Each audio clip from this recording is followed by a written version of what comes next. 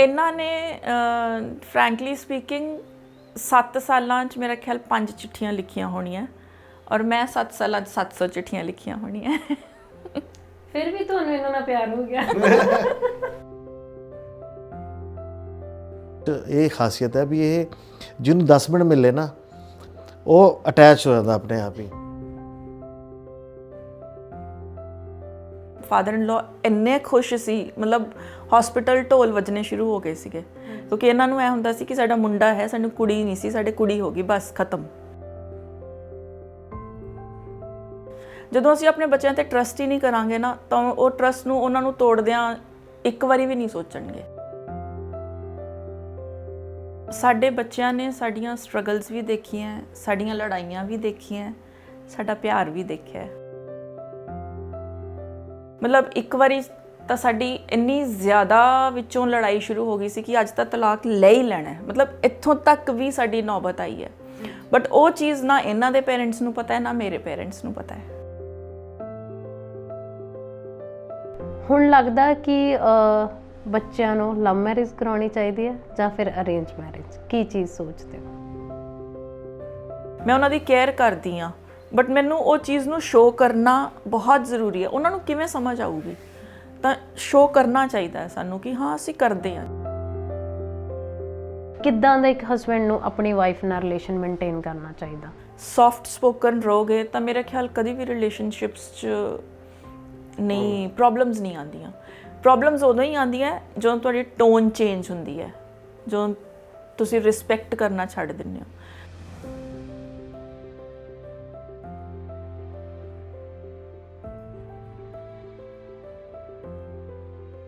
Sir ਜਦੋਂ ਕੋਈ husband ਕਵੇ ਨਾ ਕਿ ਮੈਂ ਕੋਈ ਬਿਜ਼ਨਸ ਕਰਨਾ ਚਾਹੁੰਦਾ ਹੈ ਨਾ, ਤਾਂ ਮੈਨੂੰ ਲੱਗਦਾ ਵੀ ਜੇ ਆਪਾਂ ਬਿਲਕੁਲ ਇੱਕ ਨੋਰਮਲ ਗੱਲ ਕਰੀਏ ਤਾਂ ਜਿਹੜੀਆਂ ਔਰਤਾਂ ਹੁੰਦੀਆਂ ਨੇ ਗਹਿਣੇ ਤੱਕ ਵੇਚ ਦਿੰਦੀਆਂ ਨੇ, ਹੈ ਨਾ, ਕਿ ਨਹੀਂ ਤੁਸੀਂ ਆਪਣਾ ਸੁਪਨਾ ਪੂਰਾ ਕਰੋ, ਕਿਉਂਕਿ ਅਸੀਂ ਬੰਦੇ ਤੇ ਇਸ ਚੀਜ਼ ਲਈ ਹਮੇਸ਼ਾ ਭਰੋਸਾ ਕਰਦੇ ਹਾਂ। ਪਰ ਜਦੋਂ ਇਹਨਾਂ ਨੇ ਕਿਹਾ ਕਿ ਮੈਂ ਆਪਣਾ ਕੰਮ ਕਰਨਾ ਚਾਹੁੰਦੀ ਹਾਂ, ਹੈ ਨਾ, ਅਤੇ ਅੱਜ ਵੀ ਜਦੋਂ ਆਪਾਂ ਕੱਪ ਤੇ ਕਿਤਾਬ ਦੀ ਗੱਲ ਕਰਦੇ ਹਾਂ ਤਾਂ ਉਹ ਹਮੇਸ਼ਾ ਮੈਂਸ਼ਨ ਹੁੰਦਾ ਨੀਰੂ ਖੱਟਰ, ਹੈ ਨਾ। ਅਤੇ ਤੁਹਾਨੂੰ ਭਰੋਸਾ ਹੈਗਾ ਸੀਗਾ ਇਹਨਾਂ 'ਤੇ ਕਿ ਮੈਂ ਆਪਣੀ ਸਾਰੀ ਜ਼ਿੰਦਗੀ ਦੀ ਸੇਵਿੰਗਸ ਲਾ ਰਿਹਾ, ਹੈ ਨਾ? ਹੁਣ ਜਿਵੇਂ ਮੈਨੂੰ ਲੱਗਦਾ ਤੁਸੀਂ 45+ ਹੋਵੋਗੇ ਤਾਂ ਇਸ ਉਮਰ 'ਚ ਤਾਂ ਆਪਾਂ ਵੈਸੇ ਹੀ ਜੋੜਨ ਲੱਗ ਜਾਂਦੇ ਹਾਂ ਕਿ ਨਹੀਂ ਅਗਲੀ ਏਜ ਲਈ ਰੱਖਣਾ ਸ਼ੁਰੂ ਕਰੀਏ, ਹੈ ਨਾ। ਅਤੇ ਮਤਲਬ ਇਹਨਾਂ 'ਤੇ ਪੈਸਾ ਲਾਉਣਾ ਇਹ ਹੁੰਦਾ ਵੀ ਇਸ ਟਾਈਮ ਤਾਂ ਜੂਆ ਖੇਡ ਰਹੇ ਹਾਂ ਇੱਕ ਤਰ੍ਹਾਂ ਨਾਲ ਆਪਾਂ, ਉਹ ਵੀ ਖਾਸ ਕਰਕੇ ਬਿਜ਼ਨਸ 'ਤੇ ਨਾ। ਅਤੇ ਤੁਸੀਂ ਇੰਨਾ ਦਿਲ ਕਿਵੇਂ ਕੱਢ ਲਿਆ? ਦਿਲ ਐਕਚੁਅਲੀ ਇਹ ਸ਼ੁਰੂ ਤੋਂ ਇਹਨੂੰ ਸ਼ੌਂਕ ਸੀਗਾ ਅਤੇ ਹੁੰਦਿਆਂ ਨੇ ਵੀ ਸ਼ੌਂਕ ਤਾਂ ਪੂਰੇ ਕਰਨੇ ਆ। ਪਤਾ ਨਹੀਂ ਕਿੰਨੀ ਏਜ ਬਚੀ ਹੈ ਉਹ ਤੋਂ ਬਾਅਦ। ਵੈਸੇ ਵੀ ਅੱਜ ਕੱਲ੍ਹ ਇੰਨੇ ਬਿਮਾਰੀਆਂ ਵਾਇਰਸ ਸਭ ਫੈਲਿਆ ਹੋਇਆ। ਅਤੇ ਉਸ ਵੇਲੇ ਇਹ ਮੈਂ ਗੁੜਗਾਵਾਂ ਪੋਸਟਿੰਗ ਹੁੰਦੀ ਸੀ ਮੇਰੀ, ਮੈਂ ਗੁੜਗਾਵਾਂ ਹੁੰਦਾ ਸੀਗਾ। ਇਹ ਕਹਿੰਦੀ ਸੀ ਮੈਨੂੰ ਕੰਮ ਚਾਹੀਦਾ ਹੈਗਾ। ਮੈਂ ਕਿਹਾ ਤੂੰ ਉੱਥੇ ਜੋਬ ਕਰ ਲਾ, ਵਿਹਲੀ ਹੋ ਜਾਂਦੀ ਹੈ। ਕਹਿੰਦੀ ਨਹੀਂ ਮੈਂ ਬੁੱਕ ਕੈਫੇ ਖੋਲ੍ਹਾਂ। ਮੈਂ ਕਿਹਾ ਜਗ੍ਹਾ ਲੈ ਲਾ, ਡਿਜ਼ਾਇਨ ਤੋਂ ਲੈ ਕੇ ਸਾਰਾ ਕੁਛ ਮੈਂ ਕਰਵਾ ਦੂੰਗਾ, ਤੂੰ ਆਪਣੀ ਜਗ੍ਹਾ ਲੈ ਲਾ ਪਸੰਦ ਦੀ। ਇਹ ਜਦੋਂ ਲੈਤਾ ਹੈ ਮੈਂ ਦੇਖਿਆ ਵੀ ਨਹੀਂ ਸੀ ਉਸ ਤੋਂ ਪਹਿਲਾਂ। ਜਦੋਂ ਤੱਕ ਸਾਡਾ ਫਿਰ ਇਹਨੇ ਪੇਪਰਵਰਕ ਹੋ ਕਿਹਾ ਗਿਆ ਕਿ ਮੈਨੂੰ ਛੋਟਾ ਜਿਹਾ ਬਣਾ ਦਿਓ ਇੱਕ। ਮੈਂ ਕਿਹਾ ਨਹੀਂ ਛੋਟਾ ਨਹੀਂ, ਡਰੀਮ ਤਾਂ ਫਿਰ ਵੱਡੇ ਹੀ ਹੁੰਦੇ ਨਾ, ਡਰੀਮ ਤਾਂ ਪੂਰੇ ਕਰਨੇ ਆ। ਅਤੇ ਮੈਂ ਕਿਹਾ ਅੱਛਾ ਬਣਾਊਂਗਾ ਤੇਰੇ ਲਈ, ਬਹੁਤ ਵਧੀਆ। ਇਹਨੇ ਮੈਨੂੰ ਹਰ ਟਾਈਮ ਉਸ ਵੇਲੇ ਜਿਹੜਾ 5-6 ਮਹੀਨੇ ਬਣ ਰਿਹਾ ਸੀਗਾ, ਹਰ ਟਾਈਮ ਮੈਂ ਇੰਨਾ ਨਹੀਂ ਸੰਭਾਲ ਸਕਦੀ, ਮੈਂ ਇੰਨਾ ਨਹੀਂ ਸੰਭਾਲ ਸਕਦੀ। ਮੈਂ ਕਿਹਾ ਤੂੰ ਸੰਭਾਲ ਲਏਂਗੀ, ਦੇਖੀ ਜਾ, ਤੂੰ ਲੈ ਕੇ ਆਏਂਗੇ ਇੱਥੇ ਸਾਰੀ ਦੁਨੀਆ ਨੂੰ, ਤੇਰੇ ਕੋਲ ਅਪਰੋਚ ਕਰਨਗੇ, ਤੂੰ ਟੈਨਸ਼ਨ ਨਾ ਲੈ। ਇੱਕ ਤਾਂ ਕੀ ਹੈ ਨਾ, ਦੇਖੋ ਕੈਫੇ ਤਾਂ ਚਲੋ ਜੋ ਮਰਜ਼ੀ ਹੋਵੇ, ਇੱਕ ਹੈ ਨੀਰੂ 'ਚ ਇਹ ਖਾਸੀਅਤ ਹੈ ਵੀ ਇਹ ਜਿਹਨੂੰ 10 ਮਿੰਟ ਮਿਲੇ ਨਾ ਉਹ ਅਟੈਚ ਹੋ ਜਾਂਦਾ ਆਪਣੇ ਆਪ ਹੀ। ਅਤੇ ਇਹ ਮੈਂ ਜਾਣਦਾ ਸੀਗਾ ਕਿ 10 ਮਿੰਟ ਵੀ ਕਿਸੇ ਕੋਲ ਬੈਠੇਗੀ, ਉਹ ਤੋਂ ਬਾਅਦ ਉਹਨੇ ਉੱਥੇ ਹੀ ਬੈਠ ਜਾਗਾ ਨਾ ਵੀ ਇੱਥੇ ਹੀ ਬੈਠੇ ਅਸੀਂ। ਅਤੇ ਉਹ ਚੀਜ਼ ਸ਼ਾਇਦ ਆਪਣੇ ਆਪ ਨੂੰ ਨਹੀਂ ਪਤਾ ਹੁੰਦਾ, ਪਰ ਦੂਜਿਆਂ ਨੂੰ ਪਤਾ ਹੁੰਦਾ ਹੈਗਾ। ਅਤੇ ਫਿਰ ਉਹ ਹੋਇਆ। ਮੈਂ ਇਹ ਕਾਫੀ ਕੋਸ਼ਿਸ਼ ਕੀਤੀਆਂ ਨੇ ਕਿ ਮੈਂ ਵਾਪਸ ਨਹੀਂ ਕਰ ਪਾਊਂਗੀ ਇੰਨਾ ਤੁਸੀਂ ਜੋ ਕਰ ਰਹੇ ਹੋ। ਮੈਂ ਕਿਹਾ ਮੈਨੂੰ ਵਾਪਸ ਨਹੀਂ ਚਾਹੀਦਾ, ਤੇਰਾ ਡਰੀਮ ਪੂਰਾ ਚਾਹੀਦਾ ਹੈਗਾ, ਤੂੰ ਕਰ ਲਾ। ਕਹਿੰਦੀ ਫਿਰ ਮੈਂ ਕਮਾ ਕੇ ਮੈਂ ਤੈਨੂੰ ਖਵਾਇਆ ਕਰੂੰਗੀ। ਮੈਂ ਕਿਹਾ ਅੱਛਾ ਠੀਕ ਹੈ। ਮੈਨੂੰ ਨਹੀਂ ਪਤਾ ਸੀ ਵੀ ਕੋਵਿਡ ਹੋ ਜਾਏਗਾ ਅਤੇ ਵਾਕਈ ਇਹੀ ਹਾਲ ਹੋ ਜਾਏਗਾ ਕਿ ਇਹ ਕਮਾ ਕੇ ਮੈਨੂੰ ਖਵਾਇਆ ਕਰੇਗੀ। ਤੁਸੀਂ ਆਪਣੀ ਜੌਬ ਕਦੋਂ ਲੀਵ ਕੀਤੀ ਫਿਰ?